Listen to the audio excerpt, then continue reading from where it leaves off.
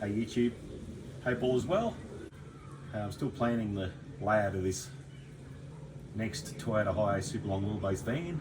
I'll just show you what I did to install my battery cable in for my future DC charger. Okay viewers, now I'm going to install my cable. Now this is to run my DC charger. I'm simply going to put positive and negative to the battery. Okay, I'm going to run it down under the vehicle and it's going to come up over there where the yellow floor tongue is. That's where it's going to come up. Okay, this is exactly the same spot as the other hiace. So that one there, it's the same. Okay, but I'm using heavier cable. Okay, so these are my cables. Okay, I know they're red, but I'm going to mark, as you see there, when you look at the cables, you'll see red and black. That will be hidden inside the split tubing. Okay, so now the only thing, this cable is overkill. Now this is 25 square mil cable. Okay, so this is way too heavy, but it's better to go bigger than not big enough. See, it is a bit overkill, but I'm just using what I got home in the shed. Okay, so I'll put this inside the split tubing. Okay, and then I'll be putting this in the vehicle, tied up underneath, and it'll be coming up here. And I'm going to have a 120 amp Anderson connector on the end. Okay, so that is my batteries will be here. Okay, I've determined the batteries are going in the same spot.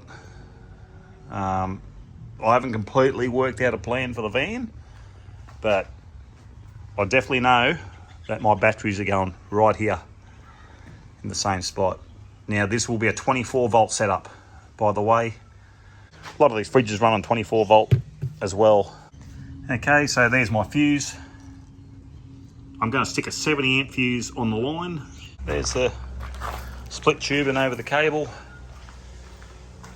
So now the fun part, got to get under the car, and so I got it up on ramps. Give me a bit more room, but I'll show you the plan. It's going to follow this handbrake cable. I'm going to follow where that goes as well. Just follow that along. I'll tie it along there, these brackets. Just remember, when you put your cable in, keep it away from the exhaust and off any moving parts. So say your tail shaft, don't rest on top of that. I'll put my cable in and I'll show you the finished result. I'll tie it all up and I'll pull it up into the back of the van. Okay, the cable's tied underneath, but there's the two cables. Okay, that's ready to hook onto the battery. Okay, there's a fuse on there. Alright, let's put that down there. So the cable goes down there. Okay, it's all cable tied up. Okay, I'll just show you under the car. I'll show you what I've done here. Okay, you can see the tubing there. Okay, it's there. And there it is there. It's cable tied to what the brake cable's tied to. And there. And it's got a port up through here with assistance. Get another person inside. I'll push and he can pull. And that'll be up in the vehicle. Alright, I'll get that done and I'll come back. You in the car? Mm-hmm. Alright. Okay, I got there in the end. It was a bit of a mission trying to push that through, but two people was okay. So what I'm going to do here is put on a 120 amp Anderson connector on the end of this. And then what I'll do, I'll plug in a 120 amp Anderson connector and that'll run to two 50 amp connectors out of the 120. So I'm probably going to have two DC chargers in this vehicle. I'm going to go the Victron DC chargers, and I'll go the Victron MPPT solar controller with 50 amp. This is 12 volt coming through here. Once it goes into the DC charger, that will convert it to 24 volts because I'm going to have a 24 volt battery bank. And I'm getting a 24 volt inverter. So I'm going to run a 24 volt system. So I'm going to have separate DC chargers and an MPPT controller. I'm going to run all Victron and a Trina solar panel.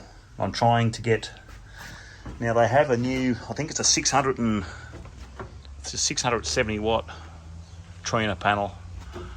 I'm not going to get 2 panels up on this roof.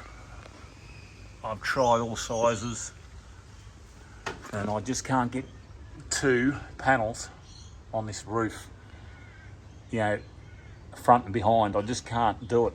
I'm short by about, if this roof was another, it's another 300 mil longer, I could do it. But yeah, it's just the front, it's going to stick out too far. It'll look silly and also it'll catch the wind as well. Hey look, if I have to, I'll go 1 panel, but the Trina panels, apparently they've got a 680 watt panel out, so I'm going to try that one if I can get hold of the 680, and that'll cover the whole roof just about. They're massive and about 1300 millimeters wide.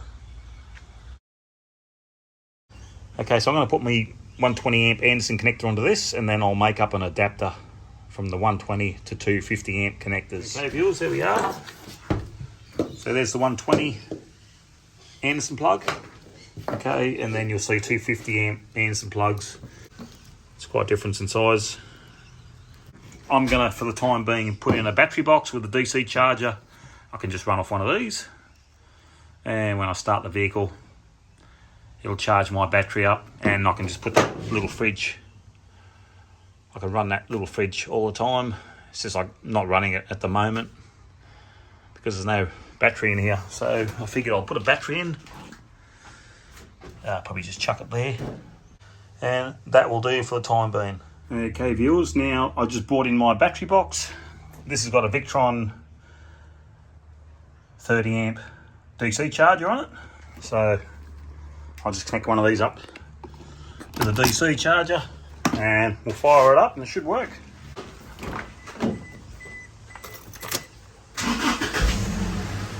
Yeah, she's charging. So yeah, awesome. So I'll tie this all in. So yeah, awesome. I'll be able to run my fridge. Very, very simple dual battery setup.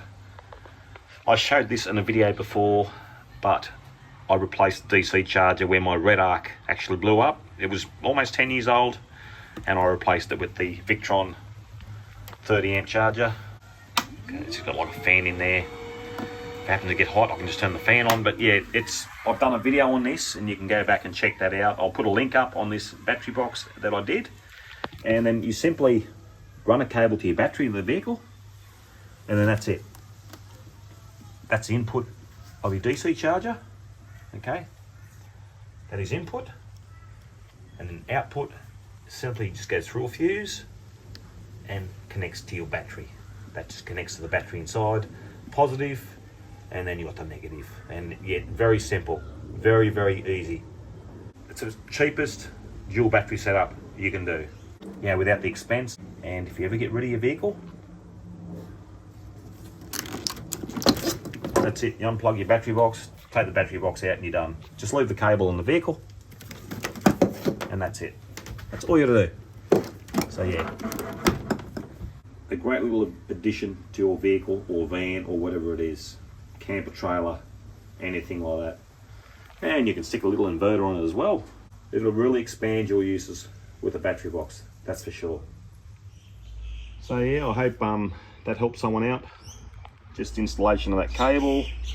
At the present moment that's on 12 volt, but later on when I run 24 volt batteries, because this will have 4 batteries in it. I'm still deciding on what batteries to get, but I want to try and get at least 400 amp hours in here at 24 volts. So yeah, it's a lot of power, a lot of storage. It's not set in concrete still. I'm still thinking.